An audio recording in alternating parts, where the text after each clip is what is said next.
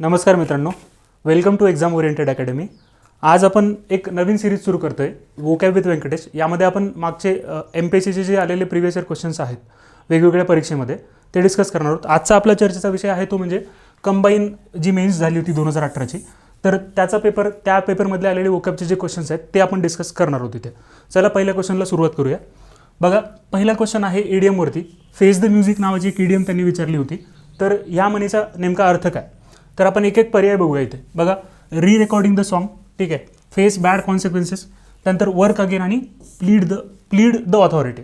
तर एक लक्षात घ्या मित्रांनो, टू फेस द म्युझिक याचा असा अर्थ होतो की तुम्ही काहीतरी वाईट काम केलेलं आहे, काहीतरी वाईट असं कृत्य केलेलं आहे आणि त्यामुळे तुम्हाला त्याचा परिणाम भोगावा लागतोय, ठीक आहे. किंवा तुमचा मित्र तुम्हाला वॉर्न करतोय, तुम्हाला तो काय म्हणतोय की तुला ह्याचे परिणाम भोगावे लागतील, तू हे असं करू नको. तेव्हाही तुम्ही इडियम वापरू शकता, फेस द म्युझिक, ठीक आहे. खाली एक वाक्य दिले बघा, इथे काय एम्प्लॉयर आहे, ठीक आहे. इथे एक एम्प्लॉयर आहे, बघू शकता तुम्ही की after several years of cheating, म्हणजे त्या एम्प्लॉयरला, म्हणजे ज्याने त्याला कामावर ठेवलं त्याला त्याने फसवलं, ठीक आहे. भरपूर वर्षासाठी फसवलं. कोण होता तो? एम्बेझलर होता. एम्बेझलर म्हणजे काय लक्षात घ्या. आता इथं बघा, एक एक गोष्टी आपण लिंक करून वेगवेगळे शब्द इथे शिकणार आहोत, जेणेकरून आपल्याला ते चांगल्या पद्धतीने लक्षात राहील आणि परीक्षेमध्ये आपल्याला ते लवकरात लवकर रिकॉल होईल. तर बघा, एम्बेझलर नावाचा शब्द आहे. सर एम्बेझलर म्हणजे कोण? एम्बेझलर म्हणजे अफरातफर करणारा. अफरातफर कशाची असते? पैशाची असते, ठीक आहे. तर करप्शन करणारे लोक काय करतात? पब्लिक कोणताही सर्वंट वगैरे असेल तर एम्बेझलमेंट होते तिथे पैशाची, ठीक आहे. एम्बेझलमेंट म्हणजे जो लोकांचा पैसा आहे त्या पैशाचा गैरवापर करणे स्वतःच्या फायद्यासाठी, त्याला एम्बेझलमेंट म्हणतात. तर एम्बेझलर म्हणजे हा जो एम्बेझलर आहे, ठीक आहे, अफरातफर करणारा, he will have to face the music, ठीक आहे, इन फ्युचर. त्याला कधी ना कधी भविष्यामध्ये त्याचे कॉन्सिक्वेन्सेस, त्याचे जे वाईट परिणाम आहेत ते फेस करावेच लागणार आहेत. त्यामुळे दोन शब्द इथे आपल्याला लक्षात ठेवायचे आहेत. एक तर हा एम्बेझलर आहे, ठीक आहे, एम्बेझलर. त्यानंतर कॉन्सिक्वेन्सेस म्हणजे काय? परिणाम आहेत, ठीक आहे. तर इथे एम्बेझलर शब्द लक्षात ठेवा. फेस द म्युझिक, कोणाला म्युझिक फेस करावं लागेल? त्या एम्बेझलरला करावं लागेल, अफरातफर करणाऱ्याला करावं लागेल. आय होप की हे क्लिअर झालं असेल तुम्हाला. पुढचा क्वेश्चन बघूया आपण. बघा, आता mister Gupta is one of the trustees of a big charity is suspected of feathering his own nest. आता लक्षात ठेवा, सस्पेक्टेड म्हणजे काय? त्या गुप्तावरती संशय आहे. संशय कशाचा आहे? की he has feathered his own nest, ठीक आहे. याचा अर्थ काय होतो की जे मागच्या स्लाइडमध्ये आपण बघितलं होतं एम्बेझलर, ठीक आहे. What embezzler is actually doing? He is feathering his own nest.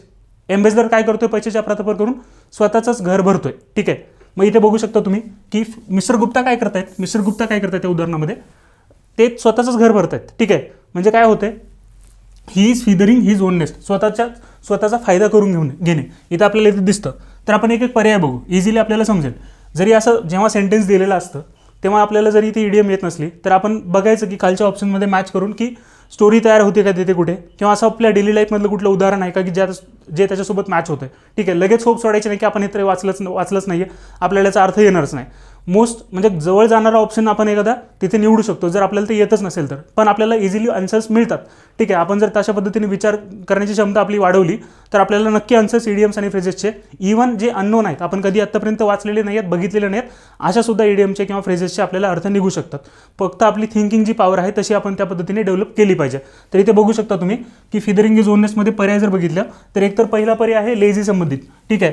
Being lazy in doing his work, असं काही संबंध नाही आहे. मी सांगितलं तुम्हाला की फिदरिंग इज ओननेसचा अर्थ काय होतो. त्यानंतर बिंग टू जनरस म्हणजे काय? उदार होणे, लिबरल होणे, तर असं सुद्धा याचा अर्थ निघत नाही. इथे बघितलं आपण तर निग्लेक्टिंग हिज जॉब, असं सुद्धा होत नाही, ठीक आहे.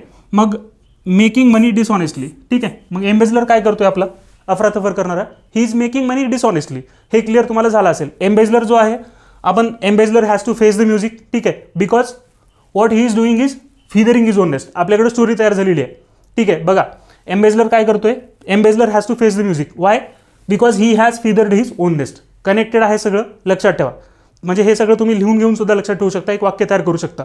तर एक वाक्य लिहून घ्या याच्यामध्ये की द एम्बेझलर, ठीक आहे, हा जो अफरातफर करणार आहे, the embezzler have to face the music because he had feathered his own nest, ठीक आहे. त्याने काय केलं? स्वतःचा फायदा करून घेतलाय, त्यामुळे त्याला bad consequences in future face करावे लागतील. त्यानंतर बघा, पुढची आपल्याला फ्रेज दिली आहे बघा, अंडरलाईन्ड फ्रेज आहे इथं. He has a habit of putting the cat among the pigeons. तर ही हॅज द हॅबिट म्हणजे असे बरेच काही व्यक्ती असतात की जे काहीतरी कॉन्ट्रोवर्शियल बोलून जातात, ठीक आहे, विचार करत नाही की पुढे काय त्याचे कॉन्सिक्वेन्सेस होऊ शकतात, त्याचे परिणाम काय होऊ शकतात, ठीक आहे. त्याला आपण मराठीतून म्हणतो की विधिनिषेध नसणे, विधिनिषेध नसणे. तर हे सुद्धा मराठी ओकॅबसुद्धा तुम्हाला इथे होऊन जाईल. बघा, विधिनिषेध नसणे म्हणजे काय की योग्य काय अयोग्य काय ह्याची जाण नसणे आणि एकदम काहीतरी बोलून टाकून देणं आणि कॉन्ट्रोवर्सीज क्रिएट करणं, असे बरेच तुम्हाला लोक सामाजिक राजकीय जीवनात दिसतील, ठीक आहे. तर बघितलं इथं, तर he has a habit of putting the cat among the pigeon. इथे तुम्ही बघू शकता एक कॅट आहे, मांजर आहे, आणि मांजर काय करते, ह्या पिजन्सच्या जवळ बसलेली आहे. तर हे पिजन्स वगैरे आहेत ना, हे सगळे काय वेगळा ग्रुप आहे, आणि हे कॅट आहे ना ती वेगळी आहे. ही काय करते, कॉन्ट्रोवर्सी तयार करते इथं जाऊन, ठीक आहे. यांना काहीतरी ऑड फील होतं या पिजन्सला वगैरे. तर अशा ह्या पद्धतीने तुम्ही इमेज थ्रू हे लक्षात ठेवू शकता.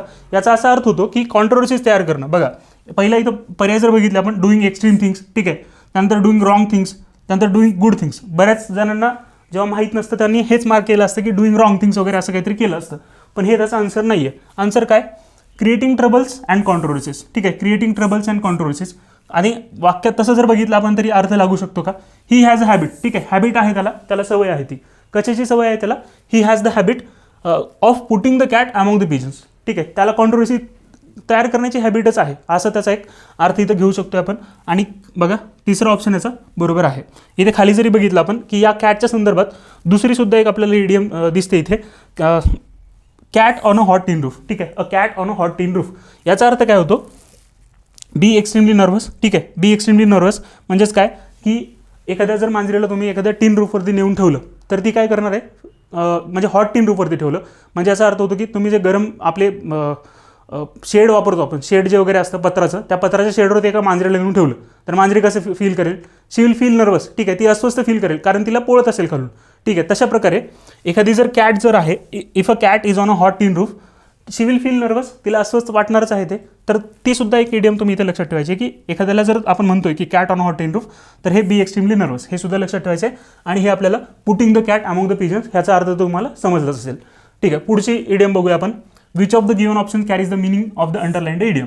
Out for the count. Out for the count easy आहे कारण इथे इमेजमध्ये बघा तुम्ही, हा बॉक्सिंग चाललेली आहे इथं, आणि बॉक्सिंगच्या गेममध्ये हा काय करतोय, काउंट करतोय. हा रेफरी आहे, रेफरी काय करतोय, काउंट करतोय. काउंट काय कशासाठी करतोय की हा वेदर चेक करण्यासाठी की हा हरलेला आहे का नाही, ठीक आहे, हे चेक करण्यासाठी इथे तो काउंट करतोय. मग काउंट कितीपर्यंत असतो, 1 ते 10 पर्यंत काउंट असतो, ठीक आहे. या 10च्या वर जर गेला तो 10 पर्यंत तो काउंट करतो, 10च्या वर गेला तर तो काय डिफिटेड समजला जातो, कोण, हा खाली पडलेला, ठीक आहे.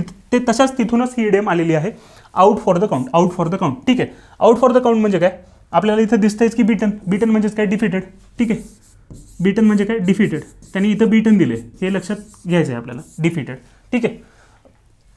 पुढची फ्रेज किंवा इडियम बघा, it is necessary to keep our chin up in these stressful days.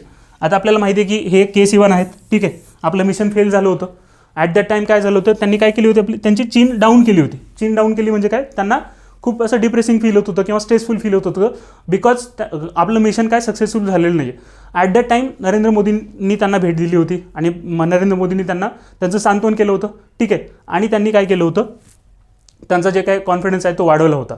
So इथे काय दिलेलं आहे बघा, to keep our chin up. Keep our chin up म्हणजेच काय की जेव्हा जेव्हा तुम्हाला असं काहीतरी तुमच्यावरती संकट वगैरे आलेली असतात किंवा मग तुमच्या विरोधात गोष्टी जात असतात, त्यावेळी सुद्धा तुम्हाला काय असलं पाहिजे, you have to be strong, ठीक आहे, you have to be strong, you have to be positive, ठीक आहे. तुम्हाला पॉझिटिव्ह असलं पाहिजे, तुम्हाला स्ट्रॉंग पण असलं पाहिजे.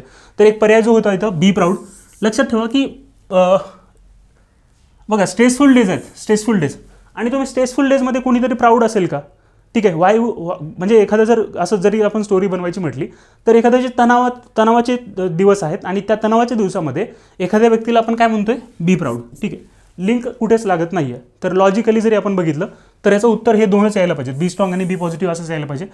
कदाचित असं होऊ शकतं की तुम्ही ह्या 1 आणि 3 पैकी फक्त हे मारू शकता, 4 मारण्याऐवजी. ह्याचं जे आन्सर आहे ते 1 and 3 आहे, पण असं होऊ शकतं की बी स्ट्रॉंग आणि बी पॉझिटिव्ह ह्यापैकी तुम्ही एक चूज करू शकता. त्यामुळे कन्फ्युजन थोडं आहे, पण हा तर पर्याय आपल्याला सरळ सरळ एलिमिनेट करता येतो. कारण का, आपल्याला सिच्युएशन काय दिलेली आहे, स्ट्रेसफुल डेज, यावरती लक्ष द्यायचं.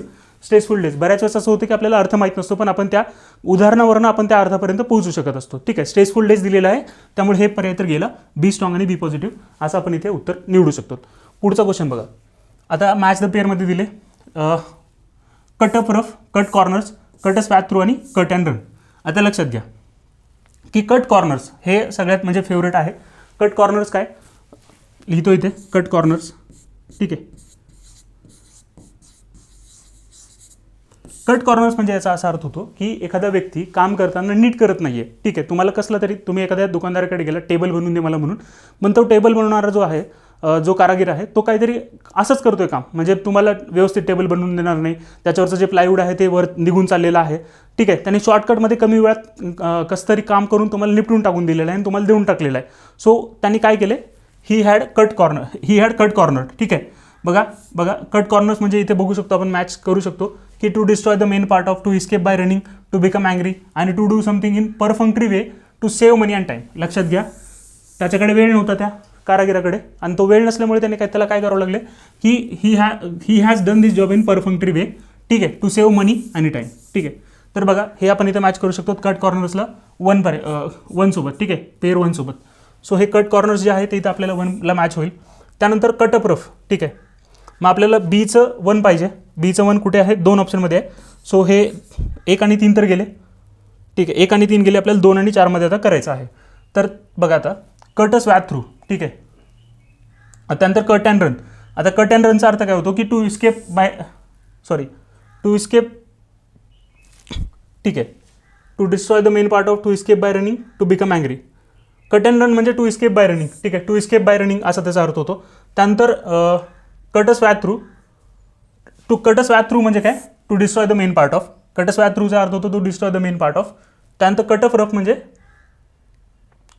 म्हणजे टू बिकम अँग्री. तर याचा आन्सर काय यायला पाहिजे, बघा एचं 4 पाहिजे आपल्याला. एचं 4 दोन्ही जागी एचं 4 दिलेलं आहे त्यांनी. त्यानंतर बीचं 1 पाहिजे आपल्याला. बीचं 1 आपण केले, टू डू समथिंग इन अ परफंक्टरी वे.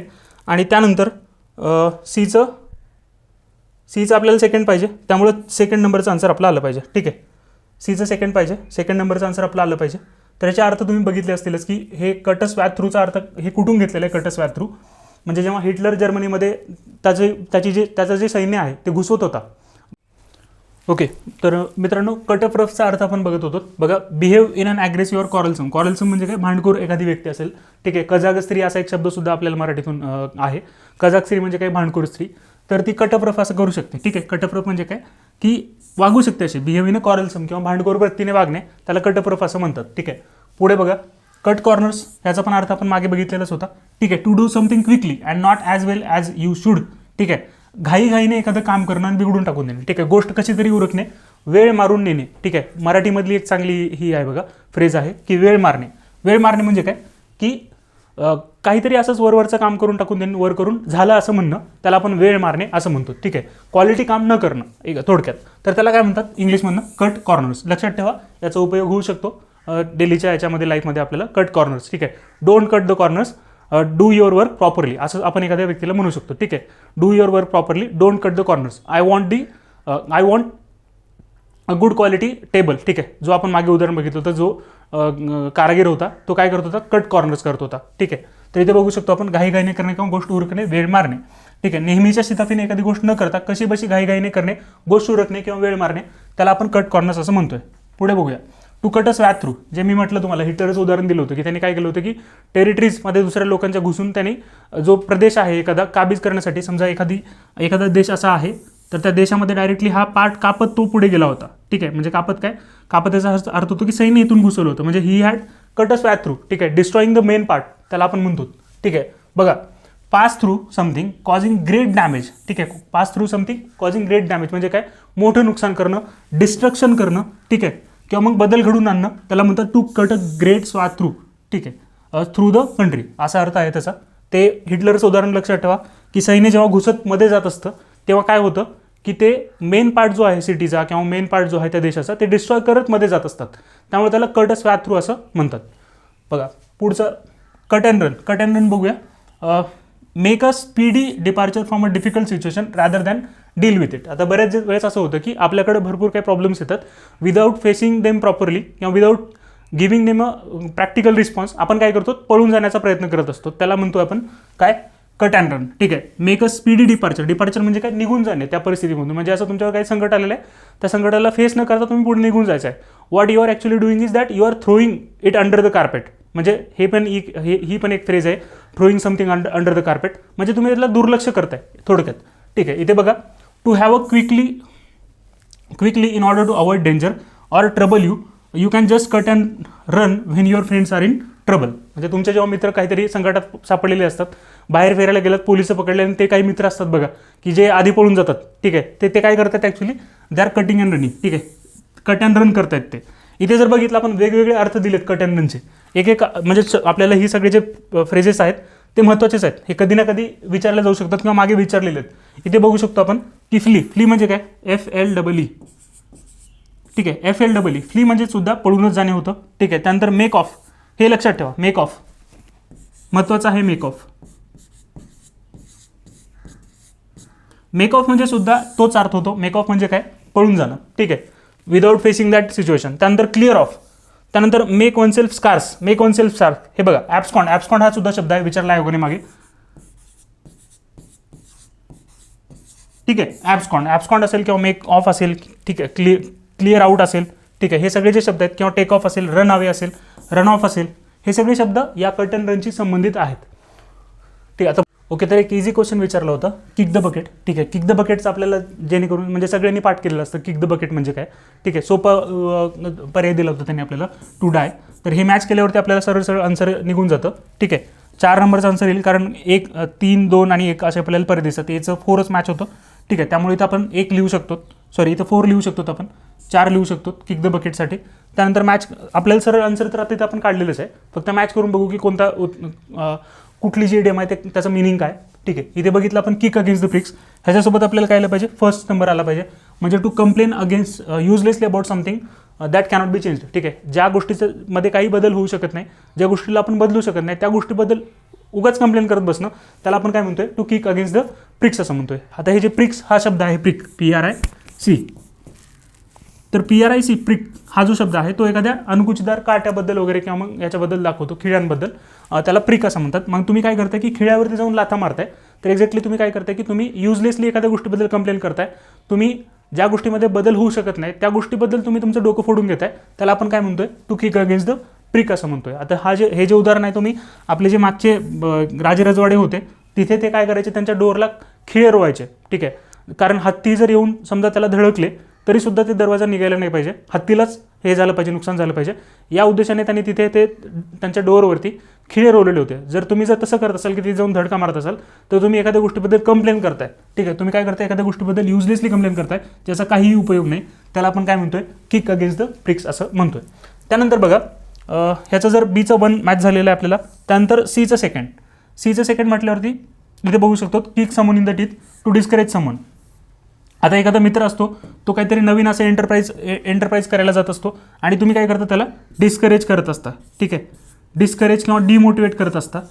तर what actually you are doing is that, you are kicking someone in the teeth, ठीक आहे, you are kicking your friend in the teeth, तुम्ही त्याला डिस्करेज करतात. तर आपल्याला आपल्याला मिळालेलं आहे आन्सर, Aचं 4 मिळाले आपल्याला, नंतर Bचं,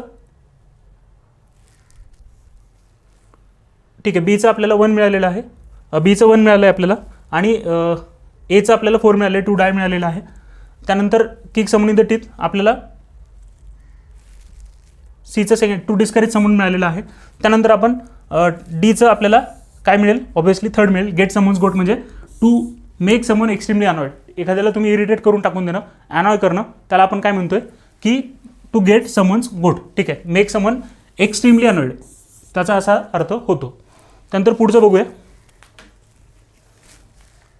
बघा इथे गोटचं एक्झाम्पल दिलेलं आहे. गोट म्हणजे काय बघा, why are you so sad, who is got your goat, म्हणजे लक्षात घ्या की तू एवढा का नाराज आहेस, हु हॅज गॉट युअर गोट, तुला कोण इरिटेट केलेलं आहे, तुला कोण नाराज केलेलं आहे, अशा अर्थाने तिथे विचारलेलं आहे. बघा, kick someone in the teeth बघितलं तर to upset someone or to make them feel disappointed, ठीक आहे, to upset someone or to make them feel disappointed, especially when they are trying hard to achieve something. एखादा व्यक्ती एखादी गोष्ट करण्यासाठी येतो, पण त्याला डिमोटिवेट करणारे भरपूर असतात, जसं की आपल्यालाही डिमोटिवेट करणारे भरपूर असतात. जर आपण आपलं काही एक्झाम वगैरे द्यायला पुण्यात आलो असेल, तर हा तो कलेक्टरची परीक्षा देतोय, असं करतोय, तू काय कलेक्टर झाला काय, अशा गोष्टी आपल्याला सगळ्या ऐकायला मिळतच असतात. तर ते what those people actually are doing is that they are kicking you in the teeth, ठीक आहे, ते तुम्हाला काय करतात, डिस्करेज करतात, डिमोटिवेट करतात, ठीक आहे. त्यानंतर पुढचा क्वेश्चन बघूया आपण. इथे बघू शकता मिनिंग वेगवेगळे. किक द बकेट, तर आपल्याला माहिती आहे की जर डेथ झाली तर त्याला किक द बकेट असं म्हणतात. त्यानंतर बघा आता हा महत्त्वाचा शब्द आहे, इथे बघू शकतो आपण 5 members voted for the proposal, 12 voted against and 3 अबस्टेंड. आता इथे जर बघितलं तर जे रशिया आणि युक्रेनचं वॉर चाललेलं आहे ॲट दॅट टाईम भारताने तटस्थ भूमिका घेतली होती. भारताने रशियाच्या अगेन्स्ट असू द्या किंवा रशियाला सपोर्ट पण केला नाही आणि युक्रेनलाही सपोर्ट केला नाही, रशियाला सपोर्ट केला नाही. ठीक आहे, त्या वॉरबद्दल इंडियाने कसलाही स्टँड घेतलेला नाही. सो भारताने काय केलं होतं, तिथे जे रशियाच्या अगेन्स्ट रिझोल्युशन होतं, रशियाच्या अगेन्स्ट जो युनायटेड नेशनमध्ये ठराव होता, त्या ठरावावरती भारताने तटस्थ भूमिका घेतली होती. आणि तेव्हा ही न्यूज आली होती बघा, India abstains on UNSC resolution on Ukraine. ठीक आहे, युनायटेड नेशन सिक्युरिटी काउन्सिलचं एक रिझोल्युशन होतं, ठराव होतं, त्या ठरावावरती इंडियाने काय केलं होतं, अबस्टेन केलं होतं. म्हणजे काय, इंडिया हॅड स्टेड बॅक, इंडियाने वोट वगैरे तिथं केलेलं नाही, त्याला अबस्टेन असं म्हणतात. इथे पण तेच उदाहरण दिलं की 12 मेंबर्स होते, त्या 12 मेंबर्सपैकी 3 अबस्टेंड, म्हणजे 12पैकी फक्त 3 जे लोक आहेत त्यांनी अगेन्स्ट फॉर पण केलं नाही आणि अगेन्स्ट पण केलं नाही. ठीक आहे, त्यांनी सपोर्ट पण केलं नाही आणि त्याला अपोज पण केलं नाही, त्याला आपण काय म्हणतोय, अबस्टेन केलं असं म्हणतोय. तर बघू शकतो आपण इथे की अटेन आहे, प्रिझ्यूम आहे, रिफ्रेन आहे आणि कॉन्फर आहे. तर अटेनचा काही संबंध इथं आपल्याला दिसत नाही. त्यानंतर प्रिझ्यूम हा एक शब्द, प्रिझ्यूम म्हणजे काय, तर एखादी गोष्ट गृहीत धरणे, त्याला प्रिझ्यूम आपण म्हणतो. त्यानंतर कॉन्फर म्हणजे काय, कॉन्फर म्हणजे काय, देणं एखादी गोष्ट, म्हणजे एखादी जर डिग्री वगैरे असेल त्याला कॉन्फर केलं असं म्हणू शकतो. त्यानंतर रिफ्रेन आहे, रिफ्रेन म्हणजे बघा लक्षात घ्या, आपलं उत्तर रिफ्रेन आहे. रिफ्रेन म्हणजे काहीतरी गोष्ट करण्यापासून थांबणे. ठीक आहे, त्याला रिफ्रेन असं म्हणतो. रिफ्रेन आणि अबस्टेन जवळपास सारखेच शब्द आहेत, पण लक्षात घ्या की रिफ्रेन कुठे वापरायचं आणि अबस्टेन कुठे वापरायचं. तर हे जे आहेत, कुठे ॲडिक्शन असेल समजा, तर ॲडिक्शन असेल ना, तर आपण रिफ्रेन फ्रॉम स्मोकिंग असं म्हणू शकतो. ठीक आहे, रिफ्रेन फ्रॉम स्मोकिंग म्हणजे स्मोकिंग करण्यापासून थांबवणं, तर त्याला रिफ्रेन तिथे यूज करू शकतो. तसे हे जे 2 शब्द आहेत, रिफ्रेन आणि अबस्टेन, हे ऑल्टरनेटली यूज केले जातात. काही वाक्यामध्ये तुम्हाला असं आढळेल की रिफ्रेन जे आहे ते तुम्हाला स्मोकिंगच्या बाबतीत आढळलेलं दिसते. ठीक आहे, refrain from using your mobile in the classroom, असे वगैरे वाक्य तुम्हाला दिसतील. ठीक आहे, पुढचा क्वेश्चन बघूया आपण. ठीक आहे, तर एवढेच क्वेश्चन जे आहेत ते ओकॅबचे आपल्याला कंबाईन मेन्स 2018ला विचारलेले होते. ते सगळे क्वेश्चन्स आपण डिस्कस केलेले आहेत. आपण सगळे 4चे 4 पर्याय डिस्कस करण्याचे ते प्रयत्न केले, जेणेकरून जर या रिलेटेड जरी आयोगानं पुढे इन फ्युचर प्रश्न विचारायचा म्हटला, तो सुद्धा आपला कव्हर होईल. आणि आपण वेगवेगळे शब्द त्या संबंधित डिस्कस करतोय आणि विल ट्राय की आपण स्टोरीच्या फॉर्मॅटमध्ये लक्षात ठेवू शकू. एक वाक्य वगैरे बनवू आपण आणि वाक्याच्या फॉर्मॅटमध्ये आपण ते एकदम तुम्हाला व्यवस्थित पद्धतीने लक्षात राहील ह्याचा प्रयत्न करू. धन्यवाद.